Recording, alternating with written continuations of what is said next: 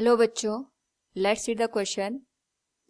A plane mirror reflecting a ray of incident light is rotated through an angle theta about an axis through the point of incidence in the plane of the mirror perpendicular to the plane of incidence. Then A. The reflected ray does not rotate. B. The reflected ray rotates through an angle of theta. C. The reflected ray rotates through an angle of 2 theta.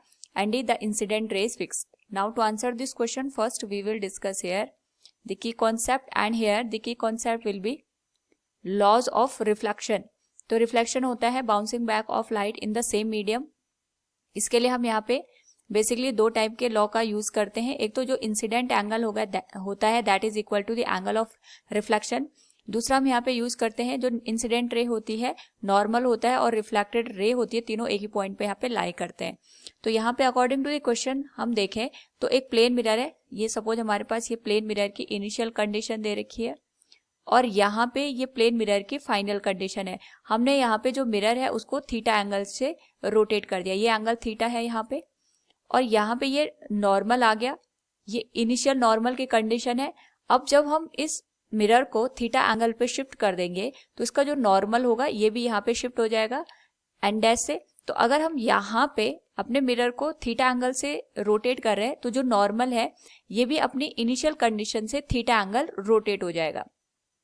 Now जब हम यहाँ पे light को incident करा रहे हैं तो first condition में जब हमने लाइट को इंसिडेंट कराया, इस वाली कंडीशन के लिए जब हमने यहाँ पे मिरर को इस तरीके से रखा था, उस केस के लिए हमारे पास जो रिफ्लेक्टेड लाइट रे होगी वो इस तरीके से यहाँ पे मूव करेगी.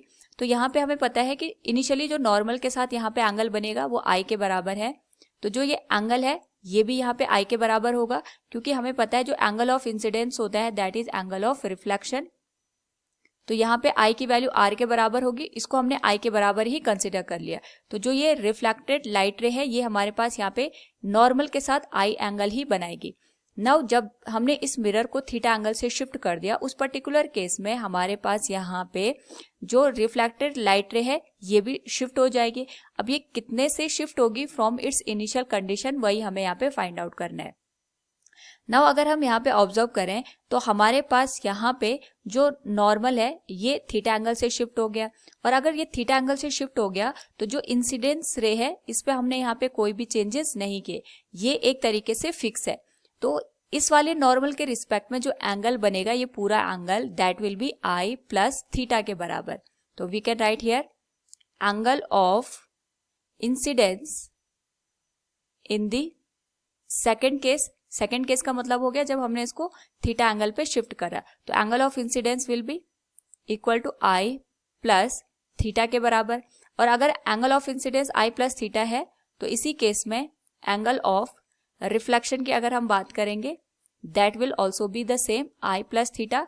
ये जो हम एंगल देख रहे हैं वो एन डैश के रिस्पेक्ट में देख रहे हैं. So we can draw here जो हमारे पास यहाँ पे रिफ्लेक्टेड लाइट रे है ये भी रिफ्लेक्टेड लाइट रे है सेकेंड केस में. तो जो हमारे पास यहाँ पे ये पूरा एंगल बनेगा एन डैश के रिस्पेक्ट में that will be I plus theta. Now यहाँ पे अगर हम एन के रिस्पेक्ट में यानी जो हमारे पास ओरिजिनल नॉर्मल है उसके रिस्पेक्ट में जो ये रिफ्लेक्टेड लाइट रे है ये वाली, इसका एंगल देखेंगे तो ये जो एंगल बन रहा है ये आई प्लस थीटा है दिस वन. और इसमें हम थीटा एंगल और ऐड कर देंगे. So we can write here angle made by reflected light ray with respect to the original normal that will be I plus theta ये हो जाएगा I plus 2 थीटा के बराबर. नाउ हमें यही बताना है कि जो ये रिफ्लेक्टेड लाइट रे है वो कितने एंगल से यहाँ पे शिफ्ट हो गई. तो जो ओरिजिनल रिफ्लेक्टेड लाइट रे है उसका जो एंगल है वो यहाँ पे I के बराबर बन रहा है.